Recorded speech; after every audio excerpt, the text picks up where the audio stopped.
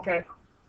The traffic flow of cars is 2004. Question 1. It's a calculator problem. It's defined by that 82 plus 4 sine t over 2 from 0 to 30. F of t's units is cars per minute. All right. And t is measured in minutes. So the nearest whole number. Go ahead, Sam. Can we just do the integral down to 30? Yeah. Yeah. So everybody, I would just write this on the AP for letter A. 0 to 30. If you gotta get really lazy, I suppose you could just do this. Do you guys agree? Just the integral of that. And then I would type this in my calculator, I suppose, to write it out so you see it. And what do we gotta make sure our calculator's in? Radians, guys, be in radians. And when I do this, it comes out to be the nearest whole number. When you integrate this, you do not want to put 2474.02 cars. All right, this is said to the nearest whole number. So the nearest whole number is 2474 cars. Do not put the decimal this time. You got to, when it says to this, that's the key to drop your 4 decimal, right? They told you what to do. This is worth 3 points, Sam. Limits, integral, answer. This is 3 points, guys. It's stunning because letter A took us what? 60 seconds. We read the problem. We spent 60 seconds on letter A. All right. So I moved out here. So letter B. Is the traffic flow increasing or decreasing at time 7? All right. Now this is, you got to be careful here. Traffic flow. What does this formula give us? It gives us traffic flow. So it says, is that flow increasing? Is the rate of cars, if it was doing 30 cars per hour, is it going to do 32 cars per hour? So everybody, we got to find f prime of t. And they want to know, is f prime of 7 increasing or decreasing? That's the question, guys. Okay? So I think this is one where, again, you just put in your calculator, right? Use n derive. And you can actually just type, so if I'm doing letter B, I write f prime of 7 equals, and I type it in my calculator, the 82 plus 4 sine t over 2, evaluated at time 7, and it tells me that it is negative 1.872, some other decimal here, I can't remember, 4th decimal. Okay. It gave credit for that, or negative 1.8723. So, guys, the derivative is negative, so what do we know about f of 7? It is decreasing. So f of 7 is, I would say this, at time 7, back up, at time 7,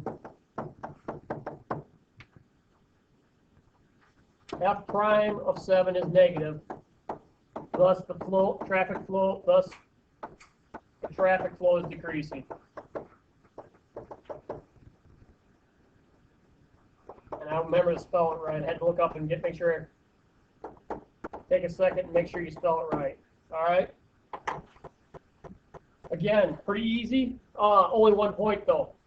Okay? The whole thing is 1 point. You need the reason, all right, and the number. All right?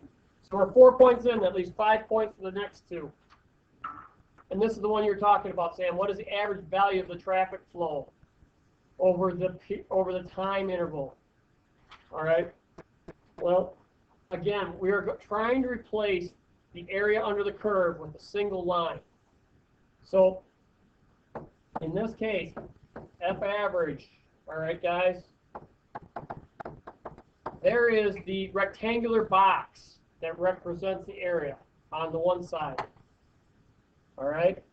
And on the other side, I simply need the limit from 10 to 15. And again, I'm going to get really lazy and go f of t dt. So the first thing I'm going to do, does everybody see that this is 5? So I would probably do this. I would write this, 1/5. And this is probably what I would type in my calculator. And making sure I'm in radians. And if I do that math, I get 81.5 81.899. 2. Cars per minute. Guys, remember your units. Cars per minute. If you went 89.899,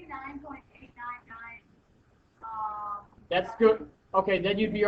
They gave credit for 81.899. let's do that. Let's do like 81.890 then. No. How do you round it up to the 9? Okay, if you were rounding at the 9, this number, I have 2, Sam. If you had 7, you would get 890. This is, Yeah, so it's 890. well, except I want you to go 4 decimal points because, Sam, on the AP, this is what gets you the answer. They don't care about the 4th spot, so why challenge it, right? No, I'm saying no. Yeah. Like that. You need like 81.999. Yep. All right. 3 points, guys. The limits, the integral, and the answer. So the answer, the limits, which I would assume would include the 1/5 somehow, and the integral. 3 points. Well, think about it, guys. That leaves 2 points for the last problem, okay? This leaves 2 points for the last problem. And actually, I'll tell you right now, I'm glancing at the scoring sheet.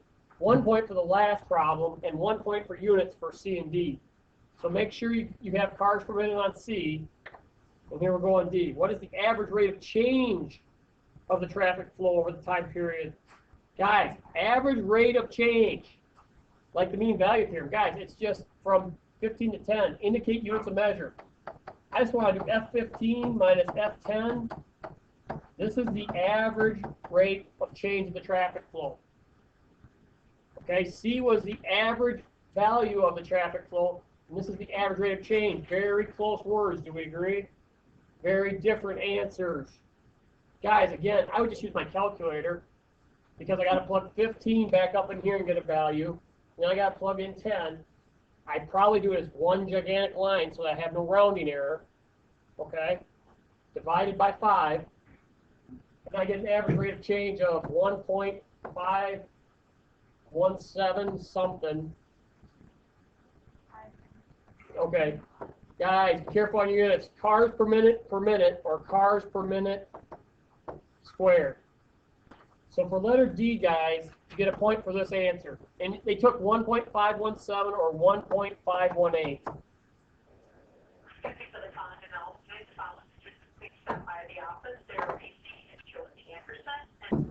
All right, everybody, 1.517 or 1.518, 1 point. Lastly, it's 1 point for the units in cars per minute squared in D and cars per minute in letter C. I make 9 points. All right? Very easy to confuse C and D. AP does that on purpose to make sure that you are masters of your universe, okay? Because they don't issue these credits lightly. All right.